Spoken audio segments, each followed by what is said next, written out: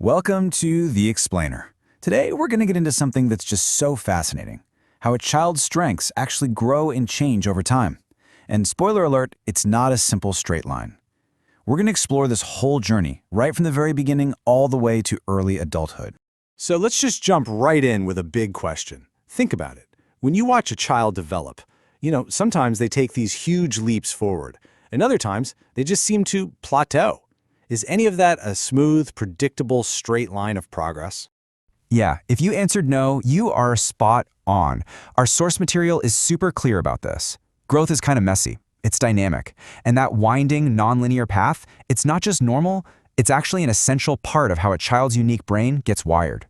So let's totally reframe how we look at this. It's not a race to some imaginary finish line. A much better way to think about it is as a journey of discovery. You see, a kid's strengths aren't these static things they're born with. They pop up and come online at different times, and it's all tied into their physical, their cognitive, and their emotional development.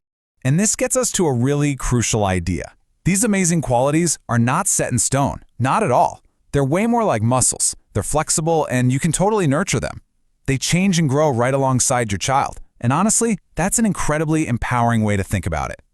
Okay, so to help us kind of navigate this whole journey, the source material gives us this brilliant map. It breaks down all of strengths development into three distinct, pretty predictable phases. Getting a handle on these three phases, we've got the romance phase, the precision phase, and the integration phase. It's like having a guide for the adventure. It helps you know what's coming around the bend at different ages, and it shows you how to provide exactly the right kind of support at exactly the right time. So first up is the romance phase, and it's just as wonderful as it sounds. This is all about that initial spark, that moment of discovery. It's when a child finds something, could be drawing, could be building blocks, could be just connecting with people, and they just fall completely head over heels in love with it. It's all about pure, joyful exploration. Then we move into the precision phase. This is where that early passion starts to mature a little bit. That initial love affair, it turns into a focused desire to actually get better. This is the practice stage, the time for honing those new skills and really learning the rules of the game. And finally, we get to the integration phase. At this point, those skills and strengths they've been working on are no longer just hobbies or activities. They get woven into the very fabric of who that young person is. They start to guide their big decisions, they shape their relationships, and they really start to light up their path for the future. Now, here's what's really cool. How early does this all start? Well, we're not talking about waiting for the teenage years. No way. These strengths can start showing up way earlier than you might think, like even in toddlers. And here's why spotting them so early is such a game changer. It lets you completely shift the whole dynamic of your conversations. Instead of always focusing on catching them doing something wrong, you can have what the source calls elevating conversations. You're focusing on what's right with them, and you're nurturing that positive core from the get-go. So let's look at an example. The source talks about a preschooler named Hamish. And apparently, this little guy can walk into pretty much any situation and boom, he's immediately making friends and connecting with people. What is that? Well, that is a perfect real-world illustration of an early sign of a key character strength, social intelligence. It's that natural ability to read and navigate social situations. And believe me, that is a powerful foundation for building relationships for their entire life. But wait, there's more to Hamish. He shows us another strength too. He's just constantly captivated by the world around him, you know? He's a kid who stops to marvel at a sunset or a flower with total wonder. And that right there, that's a beautiful, early example of the strength of appreciation of beauty and excellence. That sense of wonder can fuel so much creativity, curiosity, mindfulness for years and years. It's just a fantastic strength to spot and encourage. Okay, so you can see the phases, you can spot the strengths, but what do you do? How can you actually actively support this development? Let's get practical. The source lays out 4 key strategies.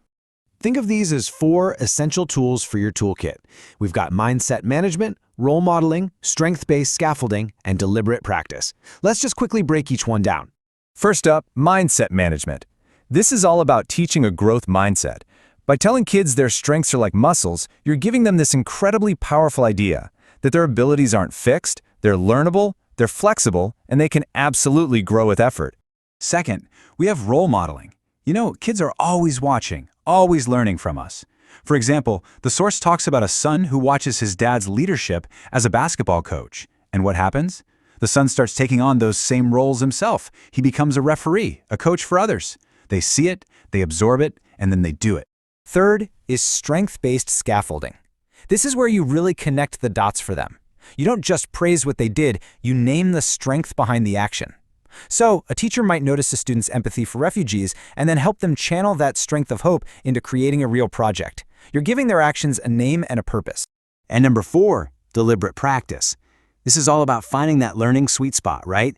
You want to encourage them to take on tasks that are challenging enough to really stretch their abilities, to require some real effort, but not so ridiculously hard that they just get discouraged and give up. It's that perfect mix of challenge plus support. So, when you put it all together, it's pretty clear. By understanding this whole developmental journey and using these practical strategies, you can give them the right support and the right outlets at the right time. You can truly empower their growth as they figure out who they are. And that brings us to one last thought to take with you.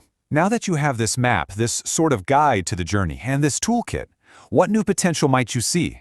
What emerging strength will you make a point to look for in your child today?